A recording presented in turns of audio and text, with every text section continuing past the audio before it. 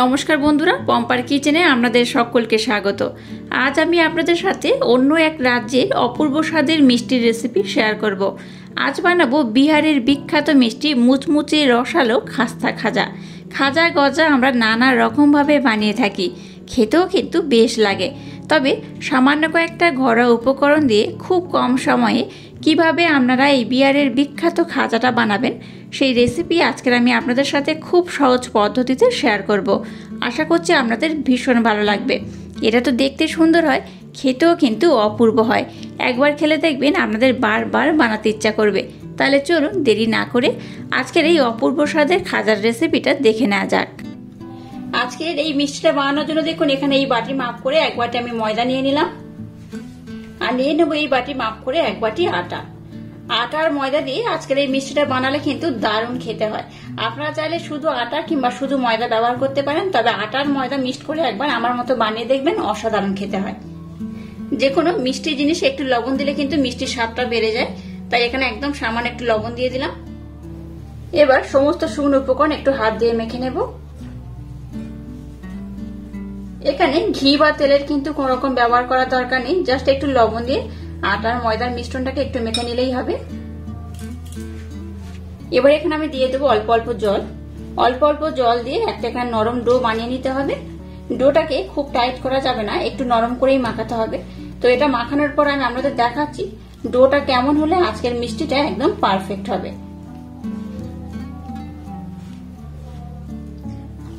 দেখুন আটার ময়দার মিশ্রণটাকে আমি খুব ভালোভাবে মেখে নিয়েছি, আর মিশ্রণটা দেখুন কেমন হয়েছে। এরকম কিন্তু নরম করে একটু মাখাতে হবে, খুব টাইট করে মাখানো যাবে না। এবার এই মিশ্রণটাকে কিছুক্ষণ মাখানোর পর এইভাবে কিন্তু হাতের মাধ্যমে একটু ছোট ছোট টুকরো করে কেটে নিতে হবে। এইভাবে নিলে কি হবে, এই মিশ্রণটা কিন্তু একদম পারফেক্ট হবে, আর আজকে যে মিষ্টিটা বানাবো অপূর্ব খেতে হবে। এইভাবে কেটে নিয়েছি। আবার এটাকে আমি খুব সুন্দর করে মেখে নেব। আবারও একইভাবে আমি কেটে নেব। দুবার ধরে এইভাবে আমি টুকরো টুকরো করে এই ডোটাকে এরকম ছোট ছোট টুকরো করে কেটে নেব।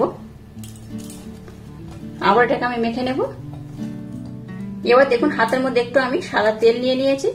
সাদা তেল দিয়ে আবার এটাকে মাখাতে হবে। যখন মাখানোর আগে মানে যখন শুকনো উপকরণ ব্যবহার করবেন তখন কিন্তু তেলটাকে ব্যবহার করবেন না। সমস্ত কিছু জল দিয়ে মাখার পর তারপর এই তেলটাকে এইভাবে ব্যবহার করতে হবে। তেলটা দেওয়ার পর আবার এটাকে আমি খুব সুন্দর করে মেখে নেব। তেলটা দিয়ে কিন্তু এটাকে খুব সুন্দর একটু মোলায়েম করে মেখে নিতে হবে। দেখুন এটাকে কিন্তু আমি খুব সুন্দর করে মোলায়েম করে মেখে নিয়েছি, দেখতেই পাচ্ছেন।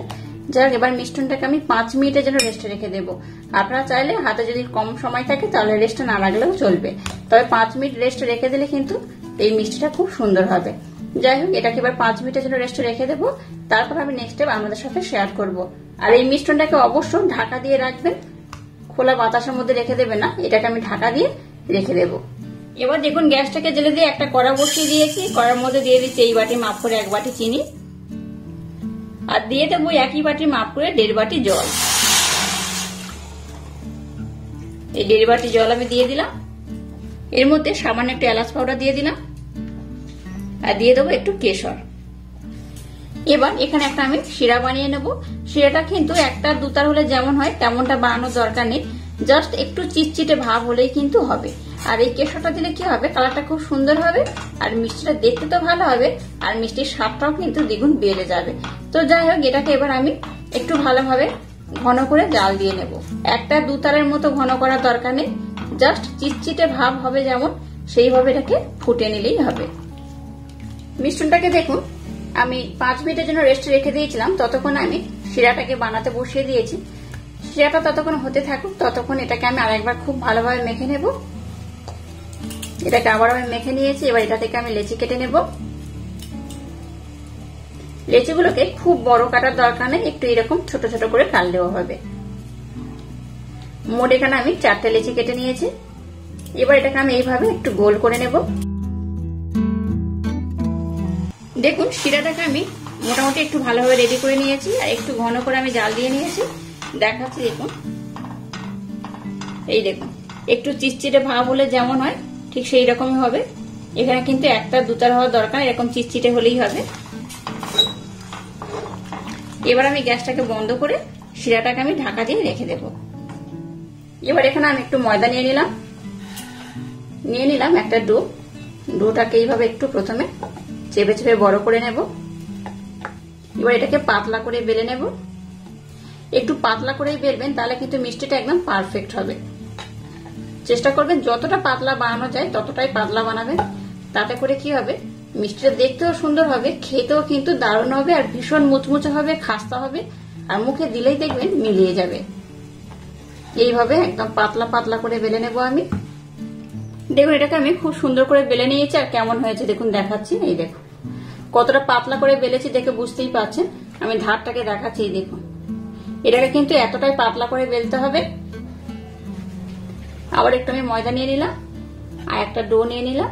সবগুলোকে প্রথমে আমি খুব সুন্দর করে কিন্তু একই রকম ভাবে পাতলা করে বেলে নেব।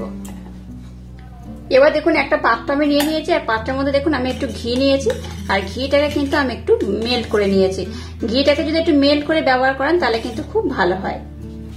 এবার এর মধ্যে দিয়ে দেবো ময়দা, এই চামচে 1 চামচ। ময়দার সাথে এই ঘিটাকে আমি একটু ভালোভাবে মিক্সড করে নেব।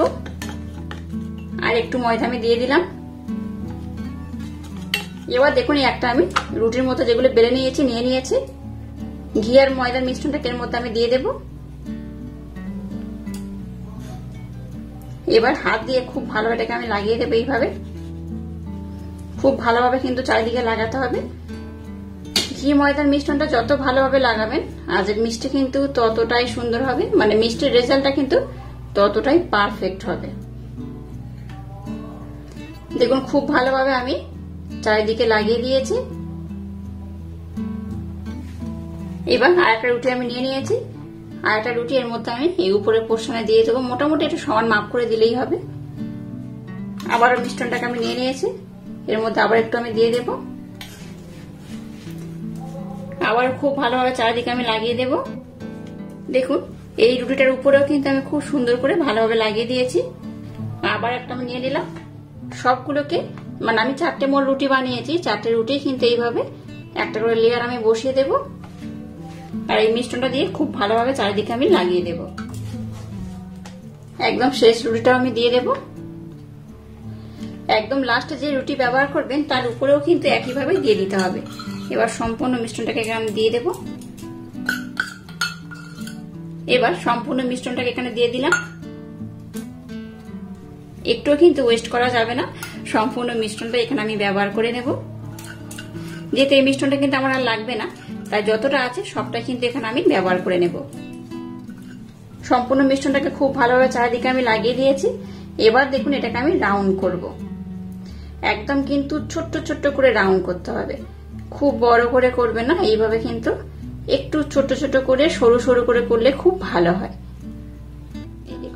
এটাকে কিন্তু আমি খুব সুন্দর করে রাউন্ড করে নিলাম। এবার হাতের মাধ্যমে এইভাবে একটু বড় করে নেব।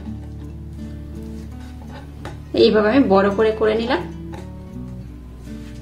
এবার একটা ছুরি নিয়েছি, ছুরির মাধ্যমে এটাকে আমি এইভাবে ছোট ছোট টুকরো করে কেটে নেব। খুব কিন্তু বড় করবেন না, যেহেতু আমি মিষ্টি বানাবো একটু ছোট ছোট করে, তাই কিন্তু এইভাবে একটু ছোট ছোট টুকরো করে কাটতে হবে। সবগুলোকে দেখুন আমি খুব সুন্দর করে কিন্তু কেটে নিয়েছি, দেখতেই পাচ্ছেন কত সুন্দর করে বানিয়ে নিয়েছি। এইভাবে আমি কেটে নিয়েছি। এবার কি করবেন, এই পিছনের পোর্শনটাকে কিন্তু এইভাবে মুখটাকে খুব সুন্দর করে মুড়ে দিতে হবে। এইভাবে মুড়ে এটাকে আমি এইভাবে গোল করে নেব। গোল করে এটাকে কি করব, হাতের মাধ্যমে এইভাবে একটু চাপ দিয়ে চ্যাপটা করে নেব। এই দেখুন, এবার দেখুন এই যে পিছনের পোর্শনটাকে এইভাবে আমি মুখটাকে খুব সুন্দর করে মুড়ে দেব। দেখতেই পাচ্ছেন কেমন করে মুড়ে দিচ্ছি। এবার কি করব, এই যে মুখটাকে মুড়ে নিলাম সেটাকে কিন্তু এইভাবে আমি গোল করে নেব। গোল করে এটাকে এইভাবে আমি আবারও চ্যাপটা করে নেব।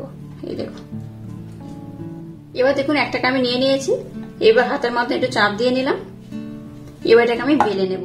এখানে কিন্তু আর ময়দা বা তেল ব্যবহার করার দরকার নেই, জাস্ট এইভাবে একটু পাতলা করে বেলে নিলেই হবে। খুব পাতলা বা খুব মোটা করে রাখলে কিন্তু হবে না, আর খুব বড় করারও দরকার নেই। এইভাবে একটু ছোট ছোট করে বেলে নিলেই হবে। দেখুন কেমন হয়েছে, আর লেয়ার গুলো কিন্তু খুব সুন্দরভাবে বোঝা যাচ্ছে। আর একটাকে নিয়ে নিলাম। প্রথমে এইভাবে একটু আমি বড় করে নেব। এবার এইভাবে এটাকে আমি বেলে নেব। এটাকে কিন্তু আমি আর খুব বেশি বড় করব না, এইরকমই থাকবে। আর এইভাবে কিন্তু সবগুলোকে আমি সুন্দর করে বেলে নেব। দেখুন সবগুলোকে আমি খুব সুন্দর করে বেলে নিয়েছি, আর কত সুন্দর দেখতে হয়েছে। দেখুন সবগুলোর মধ্যে কিন্তু খুব সুন্দরভাবে লেয়ার গুলো বোঝা যাচ্ছে, আর খুব সুন্দর করে এটাকে আমি বানিয়েও নিয়েছি। এবার দেখুন গ্যাসটাকে জেলে দিয়ে একটা কড়া বসে, কড়ার মধ্যে আমি তেল দিয়ে দিয়েছি, আর তেলটাকে আমি মিডিয়াম গরম করে নিয়েছি। এবার এগুলো আমি তেলের মধ্যে দিয়ে দেব। সবগুলো একসাথে দেব না, অল্প অল্প দিয়ে আমি ভেজে নেব। তেলটাকে খুব বেশি গরম করবেন না, কারণ এগুলোকে আমি কিন্তু খুব লাল লাল করে ভাজবো না, একটু সাদা সাদা করেই ভাজবো। তাই তেলটাকে খুব বেশি কিন্তু গরম করা যাবে না। আর এগুলো কতটা ফুলে যাচ্ছে, এই দেখুন কতটা ফুলে যাচ্ছে, দেখতেই পাচ্ছেন। এগুলো কিন্তু এরকম ফুলে যাবে, আর উল্টে পাল্টে কিন্তু খুব সুন্দর করে ভেজে নিতে হবে। আর কতগুলো লেয়ার বোঝা যাচ্ছে দেখতেই পাচ্ছেন, সব লেয়ার গুলো কিন্তু খুব সুন্দরভাবে বোঝা যাবে। আপনারা চাইলে একসাথে কিন্তু অনেকগুলো দিয়েও ভাজতে পারেন, আমি কম কম দিয়ে ভেজে নেব। আর দেখুন কতটা লেয়ার বোঝা যাচ্ছে, দেখতেই পাচ্ছেন কত সুন্দর লেয়ার গুলো হয়েছে।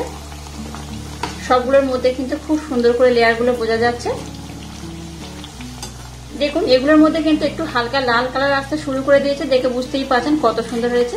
আর এগুলোকে কিন্তু লাল লাল করে ভাজা যাবে না, একটু হালকা এরকম সাদা আর লাল মিক্সড হলে যেমন হয় সেই রকমই কালারটা কিন্তু থাকবে। এবার কিন্তু এগুলোকে আমি আর বেশি ভাজবো না, এই অবস্থাটাকে কিন্তু উঠিয়ে নিতে হবে। আর কালারটা দেখুন কতটা সুন্দর হয়েছে, সাদাও নয় লালও নয়, এইরকম কিন্তু অপূর্ব একটা কালার করে এটাকে ভেজে নিতে হবে। এবার তেলটাকে ঝরিয়ে এটাকে আমি উঠিয়ে নেব, আর একইভাবে সবগুলোকে আমি ভেজে নেব। এখানে দেখুন গরম শিরাটাকে আমি নিয়ে নিয়েছি, আর শিরার মধ্যে এগুলোকে আমি দিয়ে দেবো। এগুলো গরম রয়েছে, আর শিরাটাও কিন্তু বেশ গরম রয়েছে। এই গরম শিরার মধ্যে এগুলোকে দিয়ে দিতে হবে।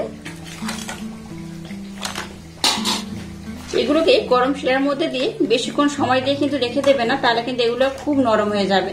যেহেতু আমরা খাস্তা বানাতে চাই, তাই একটুখানি শিরার মধ্যে রেখে এটাকে উঠিয়ে নিতে হবে। দেখুন সবগুলোকে আমি খুব সুন্দর করে কিন্তু চিনি শিরার মধ্যে ডুবিয়ে রেখে দিয়েছিলাম। এটা কিন্তু চিনি শিরা খুব ভালোভাবে অ্যাবজর্বও করেছে। এটা যেমন খাস্তা হবে তেমন কিন্তু নরমও হবে, খেতেও অপূর্ব লাগবে। এবার এটাকে আমি উঠিয়ে নেব, এইভাবে একটা করে উল্টে পাল্টে নিয়ে আমি এটাকে উঠিয়ে নেব। বেশিক্ষণ আবার যদি এই শিরার মধ্যে রাখা যায় তাহলে কিন্তু এগুলো বেশ নরম হয়ে যাবে। একইভাবে এগুলোকে আমি দিয়ে দেব, আর এইভাবে সবগুলোকে শিরার মধ্যে আমি 3 থেকে 4 মিনিট সময় দিয়ে রেখে উঠিয়ে নেব। তাতে করে কি হবে, এটা খুব সুন্দর হবে।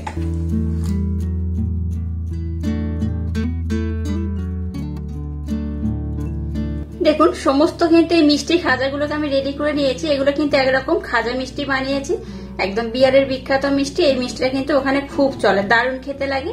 আর দেখতে তো হয়েছে, দেখতেই পাচ্ছেন কতটা সুন্দর, কতটা রসালো আর কতটা খাস্তা। এবার এটাকে আমি কিন্তু একটু সুন্দর করে ডেকোরেশন করে নেব। আপনারা আপনাদের মনের মতো করে কিন্তু এটাকে ডেকোরেশন করতে পারেন। কিছু আমন্ড দেখুন এইভাবে আমি গ্রেট করে নিয়েছি, যদি এইভাবে একটু উপর থেকে দিয়ে দেন তাহলে কিন্তু দেখতে খুব সুন্দর লাগে, খেতেও কিন্তু অপূর্ব হয়। এইভাবে একটু আমি দিয়ে দেব। আর নিয়েছি কিছুটা পেস্তা, পেস্তাটাকে আমি কিন্তু খুব সুন্দর করে গ্রেট করে নিয়েছি, পেস্তাটাকে আমি দিয়ে দেবো। দেখুন কত সুন্দর করে এটাকে আমি ডেকোরেশন করে নিয়েছি, আর কত অপূর্ব দেখতে লাগছে। দেখুন এরকম ডেকোরেশন করে যদি সার্ভ করেন, এই মিষ্টিগুলো কিন্তু অসাধারণ খেতে হয়। অতিথি আপ্যায়ন থেকে শুরু করে বাড়িতে যখন মন করবে কিন্তু এইভাবে খুব সহজে চটজলদি এই মিষ্টিটা বানিয়ে খেতে পারেন। একবার খেলে দেখবেন আপনাদের বারবার খেতে ইচ্ছা করবে।